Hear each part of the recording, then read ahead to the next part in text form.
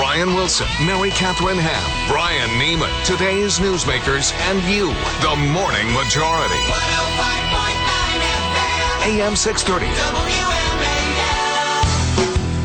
8:07 on a Thursday morning here in Washington. Still having a big fight about Lionel Richie as a country singer. There's really no debate. No, yeah, you're right. You're wrong about it. He can sing country as music. the president says, the time for talking is over. Brian Wilson's done discussing this. Listen, I have. I'm just going to have to stop. Oh, wait, it's weird. I thought there was no debate. No, there is a debate, and I have deep roots in country. I've been listening to country since I was 3 years old. The hipster justification of your country It goes roots. a big violin for Brian Wilson. Of course, you wouldn't know anything about country music if you knew it's not a violin, it's a fiddle. Fine, a fiddle. Oh, no. We're playing the smallest fiddle for Brian That's Wilson right. Lionel Richie should not sing country music. That's the end of the discussion. Joe Wurzelbacher is on the phone. You know him better as Joe the Plumber, who now wants to be Joe the Congressman. And, all right, do you like country music, Joe? That's all I listen to for the most part, brother. Okay. And would you want to hear Lionel Richie singing mangling country tunes? Why would he mangle? He's a great singer. Go ahead. Go ahead, Joe. Your first real question as a candidate for United States Congress. You get this one. Hey, listen, I grew up on Hank Williams Sr. There you go. That's what I like. That's what I'm talking Loretta about. Lynn. I can't imagine Lionel being any good at it, but, hell, look at Darius Rucker. He come out with an okay song, I thought. Right, that's exactly the point that Mary Catherine and I were making. Darius Rucker is a fine country music. But at the same time, I just keep on thinking of dancing on the ceiling, and I can't fathom it. Just can't do it. Dancing on a bar stool or dancing, on a bar top or something like that? Can you imagine a steel guitar and Lionel? It just doesn't seem to work. Happen. Sometimes you just gotta believe, right? Hope and change. Maybe.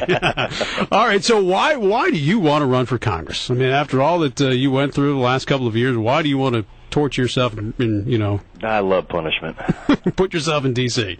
It comes down to a couple things. One, just going around the country the last 3 years, encouraging people to step up and meeting some really great folks that I think would be tremendous in the Congress, the Senate, what have you. But no name recognition, no way of raising money because of the system that we work in. You have to have those two things right off the bat. Otherwise, it's just it makes life real difficult. And I think we're losing out on a lot of good representation. I know I'm a pretty solid man. I know what I'm about. I know what I think. I know I can't be bought. People been buying me the last 3 years. It just hasn't happened. So $174,000 a year isn't going to change my mind, make me break my integrity or my word. And I just like doing good things for people. That goes back to my notoriety and the way it came about. I started a veterans organization. Me and some friends got together, and we take veterans up Alaska. We take them fishing, hunting, and doing those things. We try to reintegrate them in society through recreational outdoor events. So now I got an opportunity to do something more with Congress. All right. Well, it's a tough uphill battle because they're redrawing that congressional district to make it more Democratic. There will be a fight between Marcy Kaptur and Dennis Kucinich for that seat on the Democratic side. Which one of those two would you rather go against? I don't have a preference on that, but you also got to remember, have I ever come out and tooted the Republican horn and said, "Yeah, go Republicans"? Have you guys known that about me? No, not really. No, exactly. I mean, unfortunately, you only got 4 options: Republican, Democrat, Libertarian, Independent. Independent and Libertarian just does not work. So you're going to run as a Democrat or a Republican. That's the system we got to use. Being a Republican doesn't encompass who I am and what I'm about. My brother's union member. I got a lot of friends in the union. I play football with the guys on Sundays. And I go hunting and fishing. I'm about as blue collar as they get, and they know I'm not out there to get after them. Now I will go to the union halls and talk to them. I'm not going to, try to sidestep it. I don't think it's going to be as difficult as everyone's saying it. No, don't get me wrong. I ain't naive. I'm going to have to work real hard to earn their trust and talk with them. But at the same time, you've had over 250,000 people leave that area in the northern part of Ohio. And Marcy Kaptur and Dennis Kucinich both have been in charge during that time. Obviously, they're not doing something right. Well, this is your first time doing this. How do you feel about the organization behind you? Who do you have helping you out? Who do you have on the ground up there? Oh, wow. Got more people than I know what to do with right now. So the volunteerism good, staff members? Oh, it's intense.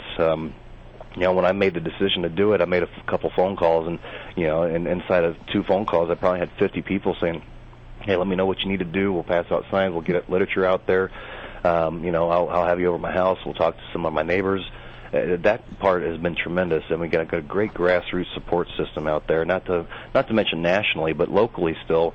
There's about 219 identified Tea Parties in the state of Ohio. There's 26 in the new district, and 36 if the district stayed the same. So, no, we got a lot of support in that regard. Is there a politician you would like to model yourself after, somebody you look up to as, hey, that guy's doing the right thing, I like what he says on a regular basis? Yeah, I like a lot of what Alan West says on a regular basis. Really like what George Washington said. We go real old school country. Yeah, we'll go real old. Party politics will kill this country. It's about representing Americans and staying away from the party in their infighting on a constant, regular basis. But no, I do like Alan, and a lot of the things he says, he makes sense. Haven't seen him really mess up yet, and so I like that. But I'm not going to model myself after anybody. I'm just going to do the right thing. I don't believe in this whole fair business, but I do believe in right and wrong. What do you make of Occupy Wall Street right now? Still trying to figure that out. I actually went and visited Occupy Wall Street last night, and we were walking around. I met some really nice people. It surprised me from what I saw on the news. Mm-hmm. I was now we did meet, I met some neo-Nazis and a communist or two was hanging around. Right. But I also met some people that had, they had real complaints.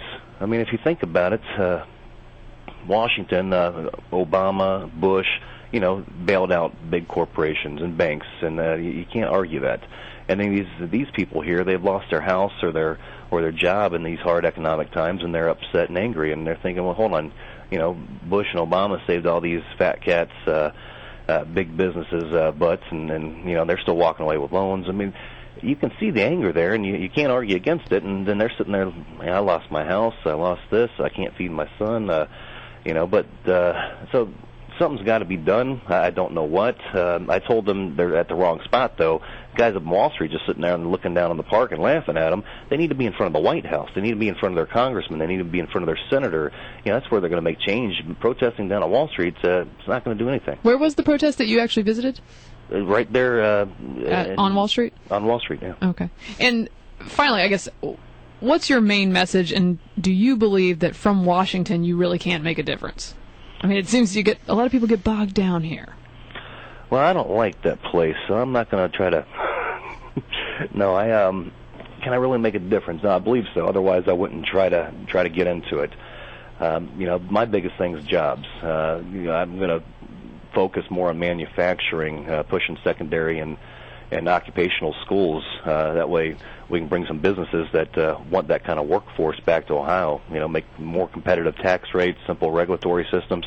Simple, common sense things that we should be doing already.